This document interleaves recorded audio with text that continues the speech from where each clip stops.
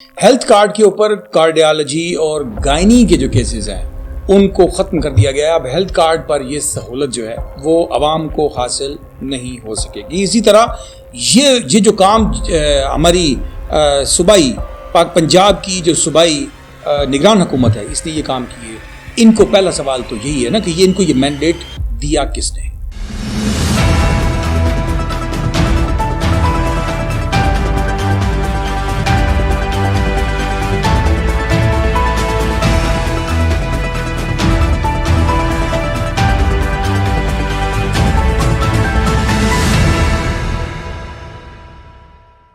السلام علیکم ناظرین، اردو جائزہ پر میں ہوں آپ کا میزبان ڈاکٹر فیصل جہاں. اور آج جس موضوع پر ہم آپ سے بات کرنے جا رہے ہیں وہ انتہائی تکلیف دہ اور دل کو دکھا دینے والی ایک ایسی خبر ہے کہ جو کہ یقینی طور پر غریب افراد کے لیے خاص طور پر انتہائی تکلیف کا باعث بن سکتی ہے.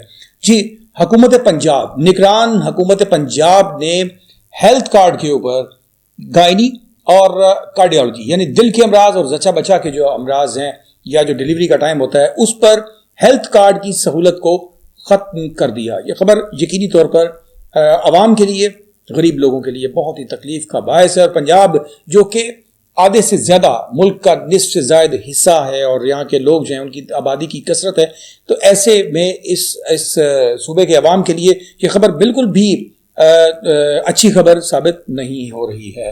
دوسری جانب اس خبر پر وضاحت دیتے ہوئے صوبائی وزراء عامر میر صاحب اور ڈاکٹر جاوید اکرم صاحب نے یہ وضاحت دی کہ 100 ارب روپیہ ہاسپٹلز کا بل جو ہے وہ سٹنٹس کی مد میں جو ہے وہ بن چکا ہے، جو کہ پینڈنگ ہے، جس کو ادا کرنا ابھی باقی ہے. یعنی کہ ایک ہاسپٹل کا اربوں روپے کا جو بل ہے وہ سٹنٹس، دل کے سٹنٹس جو کہ آپ کی سرجری کے لیے دل کے لیے استعمال کیے جاتے ہیں رواں رکھنے کے لیے، اس کو جو ہے وہ اس قدر کثرت سے آپریشنز کیے گئے کہ ملک سے یہ سٹنٹس جو تھے وہ ختم ہو گئے. اور ملک میں ان سٹنٹس کا خاتمہ ہو گیا، یہ بہت بڑی بات ہے. اور اس قدر کرپشن اور اسی طرح گائنی کے جو کیسز ہیں وہ ان ہاسپٹلز میں اس انداز میں کیے گئے کہ جس کا نارمل کیس ہونا بھی بنتا تھا تو اس کو بھی سیزرین آپریشن ان کے کیے گئے اور ان کے بلز جو ہیں وہ گورنمنٹ کے کھاتے میں ڈالے گئے. ایسا کہنا ہے صوبائی وزراء کا. صوبائی نگران وزراء کا یہ ماننا ہے کہ یہ کرپشن وہ وجہ ہے کہ جس کی وجہ سے ہمیں کارڈیالوجی اور گائنی کے جو کیسز ہیں ان کو صرف اور صرف کن لوگوں تک محدود کرنا ہوگا جو بے نظیر انکم سپورٹ پروگرام کے تحت امداد لے رہے ہیں، اس کے مستحق ہیں.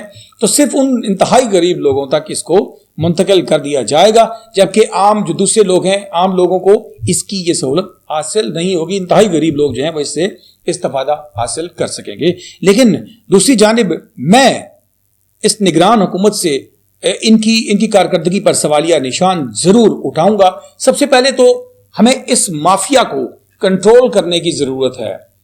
اس مافیا کو کنٹرول کرنے کی ضرورت ہے کہ جب کووڈ-19 کورونا کا وقت آیا تو تب بھی انہوں نے 3 روپے میں ہول سیل پر بکنے والا جو ماسک ہے وہ کتنے میں بیچا؟ 50 روپے تک مارکیٹ میں یہ بکتا رہا. اور غریب آدمی جب اس کی زندگی اس سے منحصر ہو گئی تھی اس کے اوپر، اور اس وقت کے اوپر اس کو بلیک کر دیا گیا، مارکیٹ سے غائب کر دیا گیا، اور اس کے بعد اس کے ریٹس کو بہت اوپر تک پہنچایا گیا اور بڑی مشکل سے پھر آہستہ آہستہ 20 اور پھر اس کے بعد 10 روپے پہ یہ فروخت ہونا شروع ہوا. تو ایسی ایک ایگزامپل دینے کی مراد یہ تھی کہ یہ مافیا ہمیشہ سے اس ملک میں آؤٹ آف کنٹرول رہا ہے اور جنہوں نے میڈیسن کے اوپر، انسانی زندگی کے اوپر بھی ایک کھیل کھیلا ہے اور اپنی جائیدادیں بنانے کے لیے لوگوں کی زندگیوں کے ساتھ کھلواڑ کیا. اور اس مافیا کو کنٹرول کرنے کی بجائے نگران حکومت نے ان مافیا کو کنٹرول کرنے کی بجائے، ان پر چیک اینڈ بیلنس قائم کرنے کی بجائے الٹا ان سے ہار مانتے ہوئے اس کی سزا غریب عوام کو دے ڈالی. اور غریب عوام جو ہے وہ محروم ہو گئی کارڈیالوجی اور گائنی کے کیسز سے، ہیلتھ کارڈ پر کروانے سے محروم ہو گئی، جو کہ یقینی طور پر ایک ظلم ہے. اور اس میں نگران حکومت کی اصل جو ذمہ داری تھی وہ ذمہ داری یہ تھی کہ وہ اس پر کنٹرول کرے. اور جس طریقے سے کہ ہاسپٹلز کے اندر ہیلتھ کارڈ کے اوپر ہاسپٹل پہ علاج کروانے والوں کے لیے مانیٹرنگ ٹیمیں جاتی ہیں، وہاں پر دیکھا جاتا ہے، تمام ان کی ویڈیوز بنائی جاتی ہیں، پکس بنائی جاتی ہیں، ہاسپٹل ریکارڈز کو مینٹین کیا جاتا ہے، ان کو مانیٹر کیا جاتا ہے. تو یہ تمام ویجیلنس، یہ تمام مانیٹرنگ، یہ تمام چیزیں کس لیے؟ اگر یہ سب کچھ اسی انداز میں ہونا ہے تو اس سسٹم کو امپروو کرنے کی ضرورت تھی نگران حکومت کو.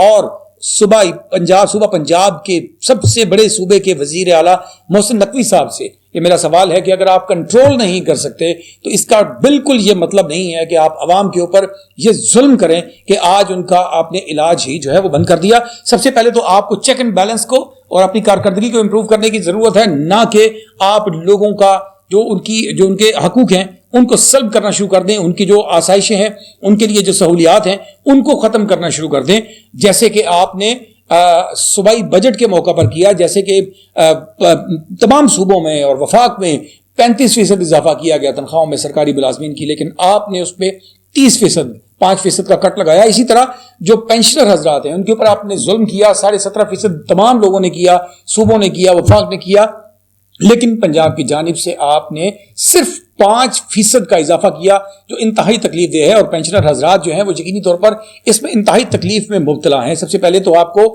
اپنے چیک اینڈ بیلنس کو مضبوط کرنے کی ضرورت ہے, نہ کہ آپ لوگوں کے لیے آسائشیں, ان کی زندگی کی جو بہتری ہے, جو کوئی آپ کے کاغذوں کا جو سب سے بڑا دہشت گرد جس نے اس ملک آپ کے مطابق جو دہشت گرد ہے, اس دہشت گرد نے اس قوم کو جو کارڈ دیا تھا اس کارڈ کو تو کم از کم آپ نے سلامت رہنے دینا تھا. اس میں اس دہشت گرد کو کوئی فائدہ نہیں ہے.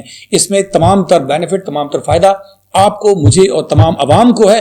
اس کو بالکل بھی ختم کرنا کسی طرح بھی انسانی حقوق کی بالکل زمرے میں نہیں آتا. اسی طرح جیسے کہ آپ کو چیک اینڈ بیلنس کو امپروو کرنے کی ضرورت ہے, اسی طرح کس نے آپ کو یہ مینڈیٹ دیا؟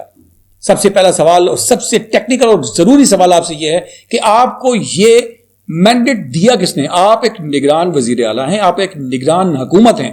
آپ کا کام ہرگز یہ نہیں ہے کہ مستقل بنیادوں پر ہوئے فیصلوں کو آپ تبدیل کریں, بالکل بھی آپ کو اس چیز کا حق نہیں پہنچتا. یہ آئندہ آنے والی جو بھی منتخب حکومت ہوگی یہ اس کا حق ہے, وہ اس کے اوپر جو بھی فیصلہ کرے اپنے بجٹس کو دیکھتے ہوئے.